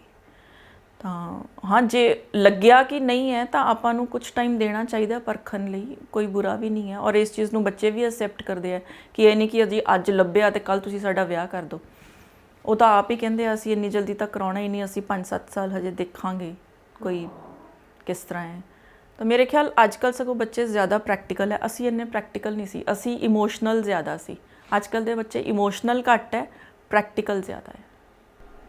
ਹੁਣ ਅੱਗੇ ਜਾ ਕੇ ਆਪਣੇ ਫਿਊਚਰ ਲਈ ਕੀ ਸੋਚਦੇ ਹੋ ਤੁਸੀਂ ਦੋਵੇਂ ਕਿ ਉਹ ਜਿਹੜਾ ਸਿਰਫ ਸਾਡਾ ਹੋਏਗਾ? ਕੱਪਣ ਕਿਤਾਬ ਸਾਡਾ ਹੈ। ਨਹੀਂ, ਮੇਰਾ ਫਿਊਚਰ ਮੈਂ ਤਾਂ ਕੁਝ ਹੋਰ ਸੋਚ ਕੇ ਬੈਠਾ। ਮੈਂ ਤਾਂ ਇੱਕ ਛੋਟਾ ਜਿਹਾ ਘਰ ਹੋਵੇ ਮੇਰਾ ਹਿਲਸ ਪਹਾੜਾਂ 'ਚ, ਅਸੀਂ ਦੋਨੋਂ ਹੋਈਏ, ਇਹ ਸਵੇਰੇ ਸਵੇਰੇ ਚਾਹ ਚੂ ਬਣਾ ਕੇ ਲਿਆਵੇ, ਆਰਾਮ ਨਾਲ ਬੈਠੀਏ, ਬਸ ਨੇਚਰ ਦਾ ਮਜ਼ਾ ਲਈਏ। ਕਰਾਂਗੇ ਉਹ ਵੀ, ਹਜੇ ਕੱਪੜ ਟਾਈਮ ਕਿਤਾਬ ਹੈ, ਇਹਨਾਂ ਦੇ ਹਵਾਲੇ ਕਰ ਦਾਂਗੇ।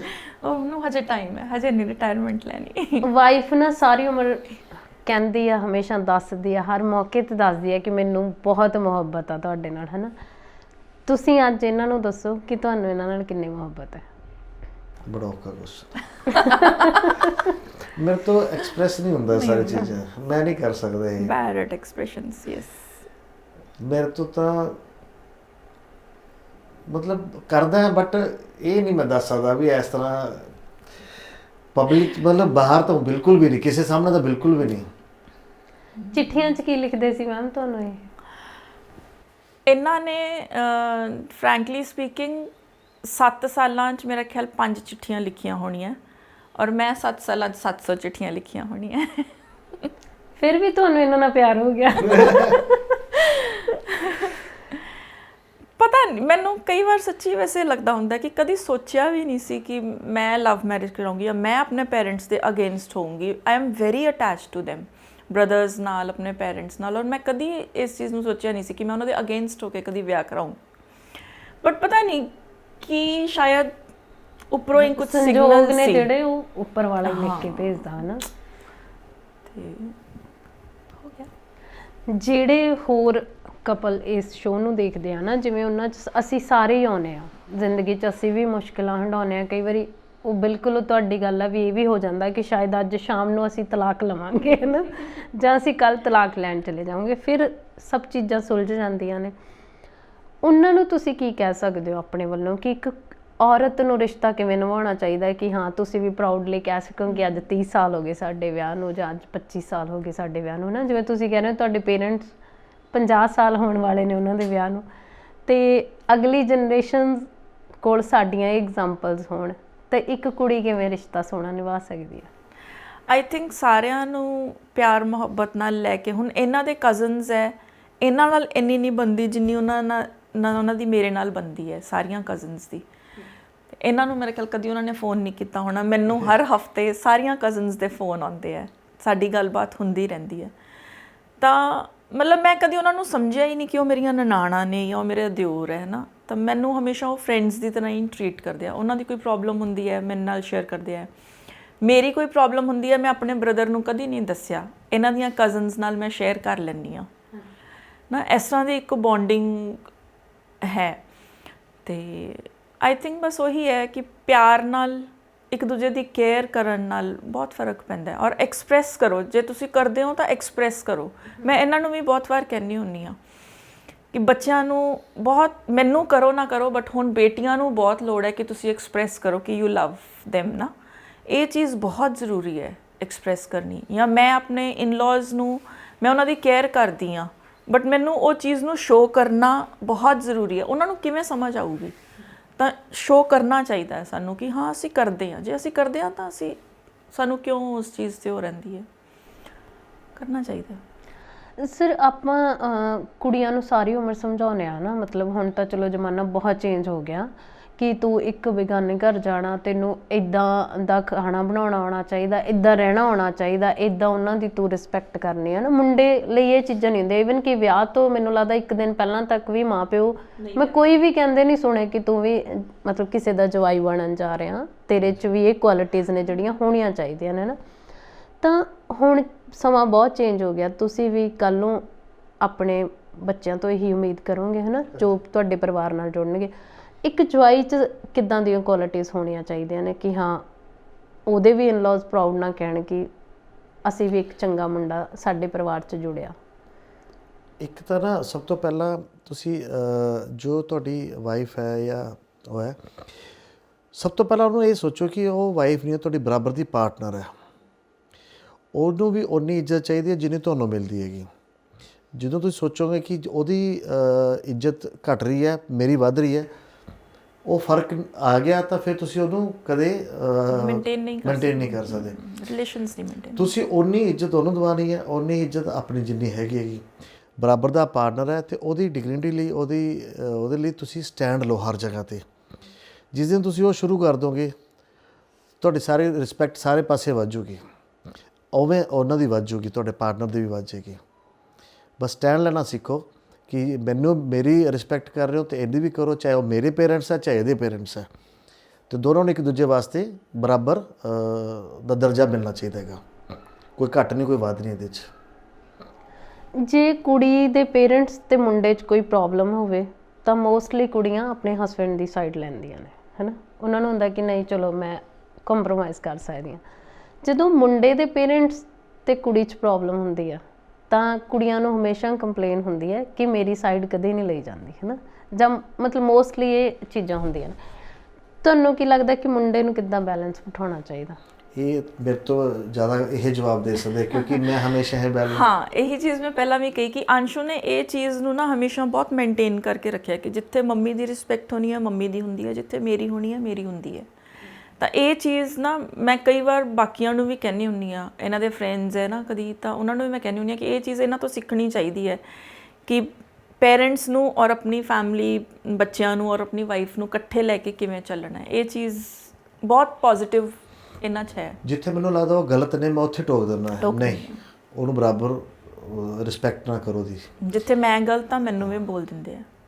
ਤੁਹਾਨੂੰ ਫਿਰ ਨਾਰਾਜ਼ਗੀ ਤਾਂ ਨਹੀਂ, ਕੁਛ ਟਾਈਮ ਦੀ ਨਾਰਾਜ਼ਗੀ ਹੁੰਦੀ ਹੈ, ਬੀਇੰਗ ਅ ਲੇਡੀ ਸਾਰਿਆਂ ਨੂੰ ਹੁੰਦੀ ਹੈ, ਬਟ ਜਦੋਂ ਫਿਰ ਤੁਸੀਂ ਡੀਪਲੀ ਉਸ ਚੀਜ਼ ਨੂੰ ਸੋਚਦੇ ਹੋ ਨਾ ਤਾਂ ਫਿਰ ਲੱਗਦਾ ਕਿ ਨਹੀਂ ਠੀਕ ਹੈ। ਕਿਤੇ ਇੱਕ ਤੁਸੀਂ ਕੰਪਲੇਂਟ ਵੀ ਕਰਨੀ ਹੈ ਨਾ, ਸਪੋਜ਼ ਇੱਕ ਤਰੀਕਾ ਹੁੰਦਾ, ਇੱਕ ਕੰਪਲੇਂਟ ਕਰਨੀ ਹੈ, ਤੁਸੀਂ ਰਿਸਪੈਕਟਡ ਵੇ ਨਾਲ ਕਰ ਸਕਦੇ ਹੋ। ਜਾਂ ਤੁਸੀਂ ਇਹ ਗਲਤ ਕੀਤਾ, ਤੁਹਾਡੀ ਕੰਪਲੇਂਟ ਨਾ ਉਹ ਜੈਨੂਅਨ ਲੱਗਣ ਲੱਗ ਜਾਂਦੀ ਹੈ। ਇੱਕ ਜਦੋਂ ਤੁਸੀਂ ਕਹੋਗੇ ਤੂੰ ਇਹ ਕੀਤਾ ਉਹ ਕੀਤਾ, ਉਹ ਤੁਹਾਡੀ ਕੰਪਲੇਂਟ ਖਤਮ ਹੋ ਜਾਂਦੀ ਹੈ, ਉਹ ਫਿਰ ਈਗੋ 'ਤੇ ਆ ਜਾਂਦੀ ਹੈ ਚੀਜ਼। ਹੁਣ ਜਿਵੇਂ ਬੱਚਿਆਂ ਦੀ ਵੀ ਤੁਸੀਂ ਗੱਲ ਕੀਤੀ ਕਿ ਬੱਚਿਆਂ ਨੂੰ ਅਸੀਂ ਕੱਲ੍ਹ ਨੂੰ ਕੀ ਸਿਖਾਉਣਾ ਹੈ ਨਾ, ਮੈਂ ਹਮੇਸ਼ਾ ਬੇਟੀਆਂ ਨੂੰ ਕਹਿੰਦੀ ਹੁੰਦੀ ਹਾਂ ਕੁਕਿੰਗ ਆਏ ਨਾ ਆਏ ਕੋਈ ਪ੍ਰੋਬਲਮ ਨਹੀਂ, ਕਦੀ ਵੀ ਲਾਈਫ 'ਚ ਸਿੱਖ ਸਕਦੇ ਹੋ। ਅੱਜ ਕੱਲ੍ਹ ਤਾਂ ਹੁਣ ਹੈਲਪਰਸ ਮਿਲ ਜਾਂਦੇ ਆ, ਉਹ ਵੀ ਰੱਖ ਸਕਦੇ ਹੋ ਜੇ ਤੁਸੀਂ ਵਧੀਆ ਕਮਾ ਰਹੇ ਹੋ ਤਾਂ। ਬਟ ਜੇ ਤੁਸੀਂ ਆਪਣੇ ਪੇਰੈਂਟਸ ਦੀ, ਜੇ ਸਾਡੀ ਜਿੰਨੀ ਇੱਜ਼ਤ ਕਰਦੇ ਹੋ ਓਨੀ ਜੇ ਤੁਸੀਂ ਅੱਗੇ ਜਾ ਕੇ ਵੀ ਇੱਜ਼ਤ ਕਰੋਗੇ, ਇੱਕ ਰਿਸਪੈਕਟ, ਸੌਫਟ ਸਪੋਕਨ ਰਹੋਗੇ, ਤਾਂ ਮੇਰਾ ਖਿਆਲ ਕਦੀ ਵੀ ਰਿਲੇਸ਼ਨਸ਼ਿਪਸ 'ਚ ਨਹੀਂ ਪ੍ਰੋਬਲਮਸ ਨਹੀਂ ਆਉਂਦੀਆਂ। ਪ੍ਰੋਬਲਮਸ ਉਦੋਂ ਹੀ ਆਉਂਦੀਆਂ ਜਦੋਂ ਤੁਹਾਡੀ ਟੋਨ ਚੇਂਜ ਹੁੰਦੀ ਹੈ, ਜਦੋਂ ਤੁਸੀਂ ਰਿਸਪੈਕਟ ਕਰਨਾ ਛੱਡ ਦਿੰਦੇ ਹੋ। Respect should not be in deeds, it should be words ਨਾ। ਸਿਰਫ ਮੈਂ ਰੋਟੀ ਪਾਣੀ ਬਣਾ ਦਿੰਦੀ ਹਾਂ ਰੱਖਤੀ, ਉਹ ਰਿਸਪੈਕਟ ਨਹੀਂ ਹੈ। ਜੇ ਮੈਂ ਆ ਕੇ ਸ਼ਾਮ ਨੂੰ ਇੱਕ ਵਾਰੀ, ਭਾਵੇਂ ਉਹ ਸੁੱਤੇ ਹੁੰਦੇ ਆ, ਅਸੀਂ ਆ ਕੇ ਇੱਕ ਵਾਰੀ ਉਹਨਾਂ ਦੇ ਕਮਰੇ 'ਚ ਜ਼ਰੂਰ ਜਾਂਦੇ ਹਾਂ, ਠੀਕ ਰਿਹਾ ਦਿਨ, ਵਧੀਆ ਰਹੇ, ਕੋਈ ਪ੍ਰੋਬਲਮ ਤਾਂ ਨਹੀਂ ਆਈ, ਬਸ ਉਹਨਾਂ ਨੂੰ ਇੱਥੇ ਹੀ ਬਹੁਤ ਸੈਟਿਸਫੈਕਸ਼ਨ ਮਿਲ ਜਾਂਦੀ ਹੈ। ਇਹ ਬਹੁਤ ਜ਼ਰੂਰੀ ਹੈ। ਅਸਲ 'ਚ ਸਾਨੂੰ ਉੱਦਾਂ ਦੇ ਹੀ ਬੱਚੇ ਬਣਨਾ ਚਾਹੀਦਾ ਜਿੱਦਾਂ ਦੇ ਕੱਲ੍ਹ ਨੂੰ ਅਸੀਂ ਸਾਡੇ ਬੱਚਿਆਂ ਤੋਂ ਉਮੀਦ ਕਰਦੇ ਹਾਂ, ਹੈ ਨਾ। ਅਤੇ ਉਹ ਅਸੀਂ ਉਹਨਾਂ ਨੂੰ ਬਣ ਕੇ ਉਦੋਂ ਹੀ ਦਿਖਾ ਸਕਦੇ ਹਾਂ ਜਿੱਦਾਂ ਦਾ ਟਰੀਟਮੈਂਟ ਅਸੀਂ ਆਪਣੇ ਪੇਰੈਂਟਸ ਨੂੰ ਦੇ ਰਹੇ ਹਾਂ, ਹੈ ਨਾ। ਅਤੇ ਉਹ ਆਲਰੇਡੀ ਸਿੱਖ ਜਾਣਗੇ ਸਾਡੇ ਤੋਂ। ਅਤੇ ਚੰਗਾ ਸਫ਼ਰ ਆ ਤੁਹਾਡਾ, ਬਹੁਤ ਖੂਬਸੂਰਤ ਹੋ ਤੁਸੀਂ ਦੋਵੇਂ, ਹੈ ਨਾ। ਉਮੀਦ ਹੈ ਕਿ ਤੁਹਾਡਾ ਇਹ ਡਿਸੀਜ਼ਨ ਤੁਸੀਂ ਅੰਦਰੋਂ ਸੰਤੁਸ਼ਟ ਹੋ ਕਿ ਅਸੀਂ ਚੰਗਾ ਲਿਆ ਸੀਗਾ। ਅਤੇ 24 ਸਾਲ ਹੋ ਗਏ ਨੇ, 50 ਸਾਲ 'ਤੇ ਵੀ ਤੁਹਾਡਾ ਓਪੀਨੀਅਨ ਇੱਕ ਦੂਜੇ ਨੂੰ ਲੈ ਕੇ ਇਸੇ ਤਰ੍ਹਾਂ ਦਾ ਹੋਵੇ, ਹੈ ਨਾ। ਇਹੀ ਉਮੀਦ ਆ ਸਾਨੂੰ। ਅਤੇ ਸੋਹਣੀ ਕਹਾਣੀ ਆ ਤੁਹਾਡੀ, ਬੱਚੇ ਵੱਡੇ ਹੋ ਰਹੇ ਨੇ। ਕੱਲ੍ਹ ਕਿਸੇ ਨੇ ਸਾਨੂੰ ਕਮੈਂਟ ਲਿਖਿਆ ਸੀਗਾ ਕਿ ਇਸ ਉਮਰ ਦੇ ਮਾਪਿਆਂ ਨੂੰ ਜਦੋਂ ਮਿਲਦੇ ਹੁੰਦੇ ਆ ਤਾਂ ਇੱਕ ਸਲਾਹ ਦਿਆ ਕਰੋ ਕਿ ਹੁਣ ਤੁਸੀਂ ਸਾਰੀਆਂ ਜ਼ਿੰਮੇਵਾਰੀਆਂ ਤੋਂ ਬਾਹਰ ਹੋ ਚੁੱਕੇ ਹੋ ਅਤੇ ਹੁਣ ਤੁਸੀਂ ਇਹ ਸਮਾਂ ਹੈ ਜਿਹੜਾ ਇੱਕ ਦੂਜੇ ਨੂੰ ਵੱਧ ਤੋਂ ਵੱਧ ਦਿਓ, ਤਾਂ ਜੋ ਸਾਨੂੰ ਕੰਪਲੇਨ ਨਾ ਰਵੇ ਕਿ ਬੱਚੇ ਪਾਲਣ 'ਚ ਹੀ ਜ਼ਿੰਦਗੀ ਲੰਘ ਗਈ, ਜ਼ਿੰਮੇਵਾਰੀਆਂ ਨਿਭਾਉਂਦਿਆਂ ਹੀ ਜ਼ਿੰਦਗੀ ਲੰਘ ਗਈ, ਹੈ ਨਾ। ਅਤੇ ਉਸ ਤੋਂ ਵੀ ਵਧੀਆ ਕਿ ਆਪਣੇ ਆਪ ਨੂੰ ਇਸ ਉਮਰ 'ਚ ਵੀ ਫਿੱਟ ਅਤੇ ਹੈਲਦੀ ਫੀਲ ਕਰੋ। ਬਹੁਤ ਖੂਬਸੂਰਤ ਗੱਲਾਂ ਉਹਨਾਂ ਨੇ ਦੱਸੀਆਂ। ਅਸੀਂ ਹਮੇਸ਼ਾ ਇਹੀ ਸੋਚਦੇ ਹੁੰਦੇ ਹਾਂ ਕਿ ਜ਼ਿੰਦਗੀ ਸਹਿਜ ਜੀ ਸੀ, ਲੰਘ ਗਈ ਹੋਣੀ ਆ, ਪੈਸੇ ਵੱਲੋਂ ਕੋਈ ਕਮੀ ਨਹੀਂ ਸੀ, ਉਹ ਵੀ ਲੰਘ ਗਈ ਹੋਣੀ ਆ। ਪਰ ਨਹੀਂ, ਕੋਈ ਵੀ ਚਾਹੇ ਜਿਹੋ ਜਿਹੀ ਮਰਜ਼ੀ ਦਰੋ ਦੀਵਾਰ 'ਚ ਹੋਵੇ, ਮੁਸ਼ਕਿਲਾਂ ਹਰ ਪਰਿਵਾਰ 'ਚ ਹੁੰਦੀਆਂ ਨੇ, ਪਰ ਉਹ ਸਾਨੂੰ ਉਦੋਂ ਤੱਕ ਨਹੀਂ ਦਿਸਦੀਆਂ ਜਦੋਂ ਤੱਕ ਉਹਨਾਂ ਨੂੰ ਸੁਲਝਾਉਣ ਵਾਲੇ ਬਹੁਤ ਸਮਝਦਾਰ ਹੁੰਦੇ ਨੇ। ਘਰ ਦੀਆਂ ਕੰਧਾਂ ਅੰਦਰ ਜੋ ਵੀ ਵਾਪਰਦਾ ਉਹ ਕਿਸੇ ਨੂੰ ਉਦੋਂ ਤੱਕ ਨਹੀਂ ਪਤਾ ਚੱਲਦਾ ਜਦੋਂ ਤੱਕ ਉਹਨੂੰ ਅੰਦਰ ਸਮੇਟ ਲਿਆ ਜਾਂਦਾ ਹੈ। ਇਹੀ ਸਮਝਦਾਰੀਆਂ ਦੀਆਂ ਉਮੀਦਾਂ ਅਸੀਂ ਸਾਰਿਆਂ ਤੋਂ ਕਰਦੇ ਹਾਂ। ਉਹ ਜੋੜੇ ਜੋ ਵਿਆਹ 'ਚ ਨਵੇਂ ਵੱਜੇ ਨੇ ਜਾਂ ਜਿਨ੍ਹਾਂ ਦੀ ਜ਼ਿੰਦਗੀ ਦਾ 5 ਜਾਂ 10 ਸਾਲ ਦਾ ਤਜਰਬਾ ਹੈ ਅਤੇ ਕਦੀ ਲੱਗਦਾ ਹੈ ਕਿ ਨਹੀਂ ਜ਼ਿੰਦਗੀ ਇੱਕ ਦੂਜੇ ਨਾਲ ਔਖੀ ਹੈ, ਇਸ ਤਰੀਕੇ ਨਾਲ ਨਿਭਾਇਆ ਨਹੀਂ ਜਾ ਸਕਦਾ, ਉਹਨਾਂ ਲਈ ਅਸੀਂ ਇਹ ਕਹਾਣੀਆਂ ਲੈ ਕੇ ਆਉਂਦੇ ਹੁੰਦੇ ਹਾਂ ਕਿ ਜਿਵੇਂ ਆਪਾਂ ਛੋਟੀ ਜਿਹੀ ਗੱਲ ਕੀਤੀ ਸੀ ਕਿ ਧੁਖਣ ਨਾਲੋਂ ਉਬਾਲ ਚੰਗਾ। ਇੱਕ ਦੂਜੇ ਨਾਲ ਬੈਠ ਕੇ ਆਪਣੀਆਂ ਨਾਰਾਜ਼ਗੀਆਂ ਨੂੰ ਦੂਰ ਕਰੋ, ਆਪਣੀਆਂ ਸ਼ਿਕਾਇਤਾਂ ਇੱਕ ਦੂਜੇ ਨੂੰ ਦੱਸੋ, ਆਪਣੀਆਂ ਉਮੀਦਾਂ ਇੱਕ ਦੂਜੇ ਨੂੰ ਦੱਸੋ। ਜਦੋਂ ਇਹ ਕਰਨਾ ਸ਼ੁਰੂ ਕਰਦੇ ਹਾਂ ਤਾਂ ਜ਼ਿੰਦਗੀ ਇੱਦਾਂ ਦੀ ਹੀ ਹੋਵੇਗੀ। ਅਗਲੀ ਵਾਰ ਫਿਰ ਤੋਂ ਇੱਕ ਨਵੇਂ ਕਹਾਣੀ ਨਾਲ ਮਿਲਾਂਗੇ ਤੁਹਾਨੂੰ। ਤਦ ਤੱਕ ਲਈ ਸਤਿ ਸ਼੍ਰੀ ਅਕਾਲ।